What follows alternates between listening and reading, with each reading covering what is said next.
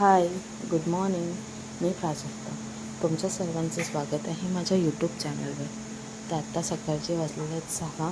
आज पाणी येणार आहे म्हणून लवकर उठलं कारण की पाणी 6:30 ते 8:30पर्यंतच येतं आणि एक दिवस आड करून येतं. त्याच्यामुळे कंपल्सरी पाणी भरावंच लागतं.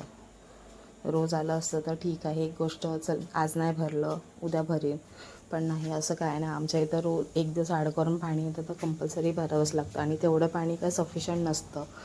तर कसं त्याच्यामुळे मग पाणी कंपल्सरी उठून भरावंच लागतं. तर आता राहिले होते कपडे फक्त सुकत टाकायचे होते. पाणी आलं की माझी ऑलमोस्टचीच कामं होऊन जातात सर्व. तर बाबूला आता झोपवले मी. बाबूला फ्रूट्स वगैरे दिलं सकाळी आणि त्याला झोपवली, कारण की तो जर झोपला नाही ना तर मला कामं काय करून नाही देणे. त्याच्यामुळे पहिला ते त्याला झोपवलं आणि मग कामं आवरायला घेतली मी.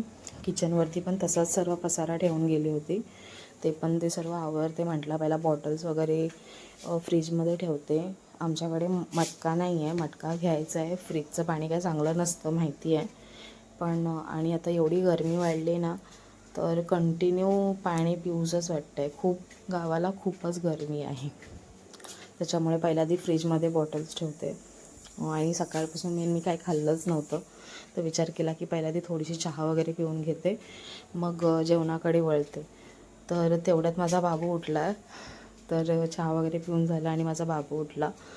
तर आता तोही किरकिर करत होता उठल्यावरती. तर मग विचार केला की पहिल्या आधी त्याला बाहेर घेऊन जाते, थोडंसं एक राऊंड मारून आणते आणि मग जेवणाकडे वळते. चला, तर मग माझी जाऊ बोलली, तू बाबूला ठेव इथं, त्याला खेळू दे, तुझी कामं काय ते आवरून घे. तर बाबूला तिथंच ठेवली त्याला खेळायला आणि मग मी किचनमध्ये आली. म्हटलं जाऊ दे, पहिल्या आधी जेवण बनवू दे, कारण की आता 1 वाजला आहे. माझे मिस्टर येतील जेवायला, तर त्याच्या आधी मला जेवण बनवून घ्यायचं आहे. तर जेवणामध्ये काय एवढं स्पेशल नाही आहे. डाळ भात आणि सुकट वांग्याचा रसा करणार आहे, म्हणजे सुकं करणार आहे. ते फटाफट करून घेते. भात तर ऑलरेडी झाला आहे, डाळ पण शिजत झाली, पण डाळीला फोडणी द्यायची आहे आणि कालवण करायचं आहे. तर ते आता फटाफट घेते करून, कारण की खूपच उशीर झाला आहे. 1 वाजले. म्हटलं खूप जेवणालाच उशीर झाला. आणि बाबू उठला ना तर मग काय जेवण वगैरे करता येत नाही. आता सकाळी भात वगैरे मी सकाळीच्या पाणी आलेलं ना तेव्हाच शिजून वगैरे ठेवला होता. बाबूचं दूध पण सर्व आता मी डाळीला फोडणी देते. डाळीला फोडणी दिल्याच्यानंतर मग सुकट बटाट्याचं कालवण करणार आहे. चला तर मग.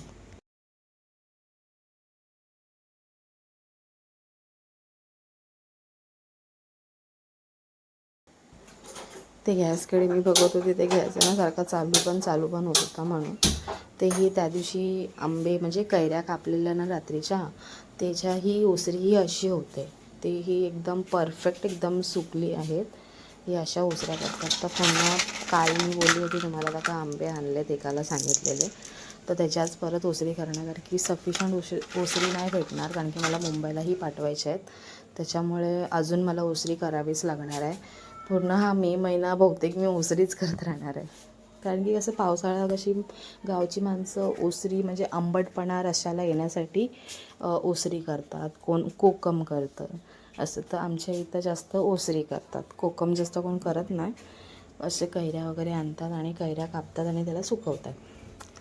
तर आता संध्याकाळ झाली होती, तर बाबूची आंघोळ वगैरे पण झाली होती. तर म्हटलं ती पहिला कपडे काढून ठेवते आणि कपड्यांच्या घड्या वगैरे घालू दे. तर आता आम्ही जात होतो बाहेर. तर बघू शकता मी बाबूची बॅग भरते. कंपल्सरी ही बॅग माझ्यासोबत असते. ॲक्च्युली ही माझ्या मिस्टरांची बॅग आहे. बाबूची बॅग बेडमध्ये ठेवलेली. तर ते मला काढायला आता कंटाळा आलेला, कारण की खूप उशीर झालेला, मला जायचंही होतं बाहेर. तर थोडं काम होतं आमचं म्हणून बाहेर जात होतो. मी जवळ जरी गेली तरी पण मी एवढे सामान मी बाबूचं कॅरीच करते, आणि जरी लांब जरी गेले तरी माझ्याकडे एवढं सामान असतं बाबूचं. तर हे बघितलं, ही मी अशी डंगरी घालणार होती बाबूला, डोरेमॉनची डंगरी होती. त्याला हे घालायचं होतं आणि बॅगेमध्ये त्याचं 2 असे रुमाल, परत 2 असे कपडे, 2 असे हगीज वगैरे, असे त्याचे बरेच काय असे गोष्टी होते ते मी ठेवून घेतलेल्या बॅगेत. परत एका थर्मसमध्ये दूध ठेवलेलं आणि एका थर्मसमध्ये गरम पाणी ठेवलेलं. तर अशा प्रकारचं ही बाबूची बॅग मी रेडी करत होते, कारण की खूपच उशीर झालेला, संध्याकाळ झाली होती, 5 वाजले होते. त्याच्यामुळे मी फटाफट आवरत होते. त्याची आता बॅग वगैरे पॅक करून झाली आहे. आता त्यालाही तयार केलं होतं.